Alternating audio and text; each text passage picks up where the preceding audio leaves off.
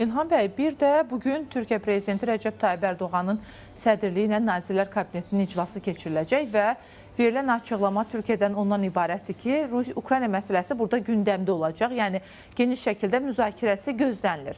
Nəzərə alsaq ki, Türkiyə bu proseslərdə əvvəl daha aktiv rol oynuyordu. İndi nisbətən bu aktivliyi azalıb, amma hələ də tam kənarda deyil.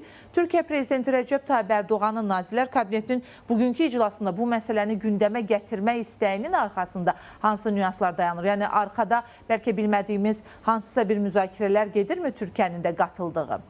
Çınarı xanım, yəqin ki, tamaşaçılar da siz də bilirsiniz. 2 gün bundan əvvəl Türkiyənin Xarici İşlər Naziri bu məsələni bir də qaldırdı Hakan Fidan tərəfindən. Görünür, təbii ki, koordinasiya olunmuş siyasətli və bunun arxasında bilirsiniz nə dayanır? Bu, niyə müzakirə məhz indi başlanır? Mən sözümün əvvəlində dedim ki, məhz hazırlaşırlar, Donbas tam işğal olunub qutarır, Pakrovska alınır, Mirnograd alınır, Putin özünü qalib elan edir və artıq öz şərtini digər əlavə şərtlərlə deməklə ki, indi mən atəşkəs eləyə bilərəm, artıq mən qalibəm. Sizə bayaqdan 3 ay, 4 ay bundan əvvəl deyirdim ki, buranı verin mənə, müharibə atəşkəsə başlayaq, amma özüm həll etdim. Bundan ona görə də əlavə şərtlər istəyirəm və burada sanki perspektivdə atəşkəsin müzakirəsi başlaya bilər, danışıqları başlaya bilər və meydan hara ola bilər yenə?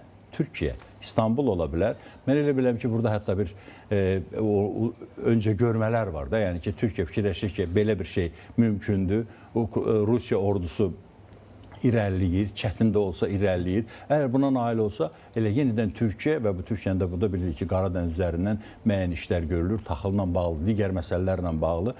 Təbii ki, ona görə mən hiss edirəm ki, bunları hiss eləyirlər deyin. Ortada bir şey olmasa, o məsələ qalxmazdı Türkiyə tərəfindən. Niyə bir ay bundan qabaq yox idi o məsələ? Məhz sanksiyalardan sonra, sanksiyaların noyabrın 20-sində qüvvəyə minmək, ona görə də Putinin müəyyən addımlar atması hiss olunur ki, Türkiyədə də müəyyən bir öncə görmələr yaradıb və ona görə də müzakirə eləmək istəyirlər.